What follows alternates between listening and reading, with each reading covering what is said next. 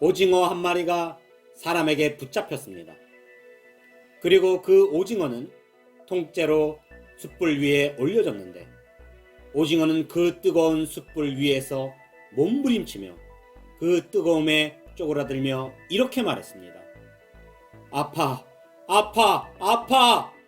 그렇게 오징어는 숯불 위에서 고통스러워하며 죽어 그 몸이 변하였는데 신기하게도 그 오징어가 일본 땅으로 변하는 것이었습니다.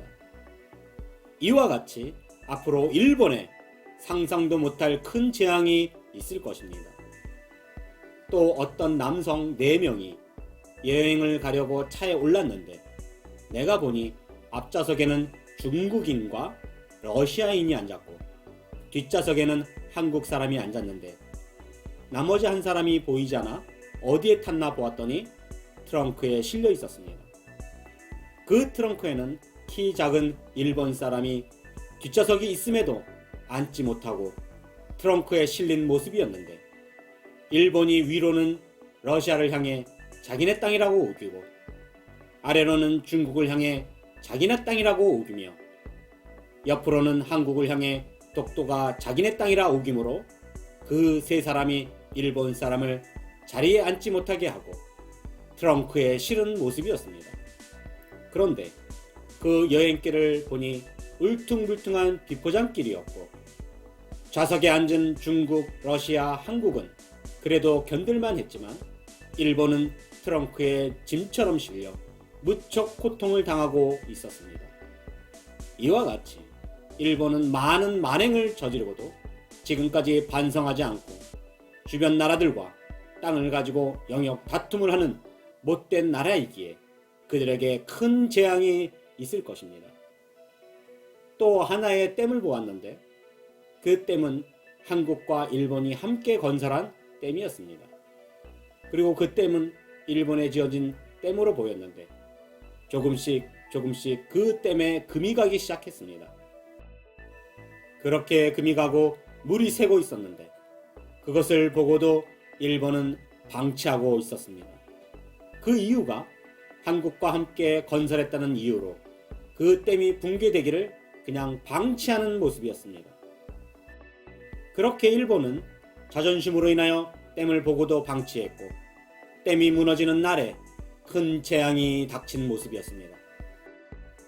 이처럼 10년 전에 동일본 대진이 왔을 때에도 한국은 일본을 돕기 위해 전 국민이 애를 썼지만 그 고마움도 모르고 무역 보복을 하고 여전히 위안부 문제도 사과하지 않고 독도도 여전히 자신들의 땅이라 우기는 민족이기에 스스로 댐이 무너지는 것을 방치하듯이 대재앙이 일본을 덮칠 것입니다.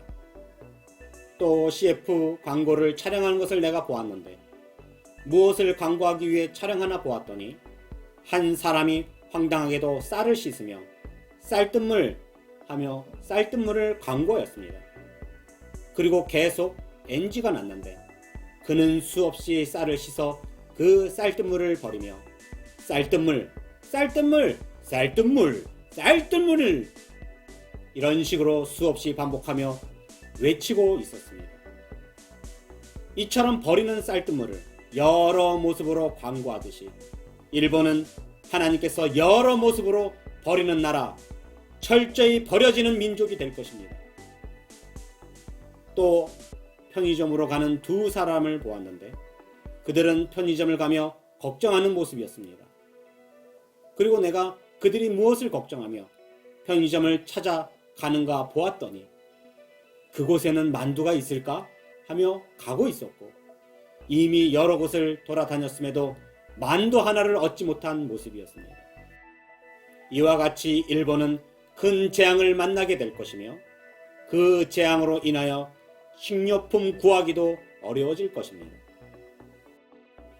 또 지하철 양쪽으로 앉은 남성 2를 보았는데 그들은 장난으로 노트북을 건너편에 앉아있는 사람에게 던지는 장난을 하고 있었습니다. 그 남성들은 그렇게 자신들이 던지고 받아도 결코 떨어뜨리지 않을 것이라 믿고 있었는데 순간 한 사람의 실수로 노트북이 바닥에 떨어졌고 노트북은 산산조각난 모습이었습니다.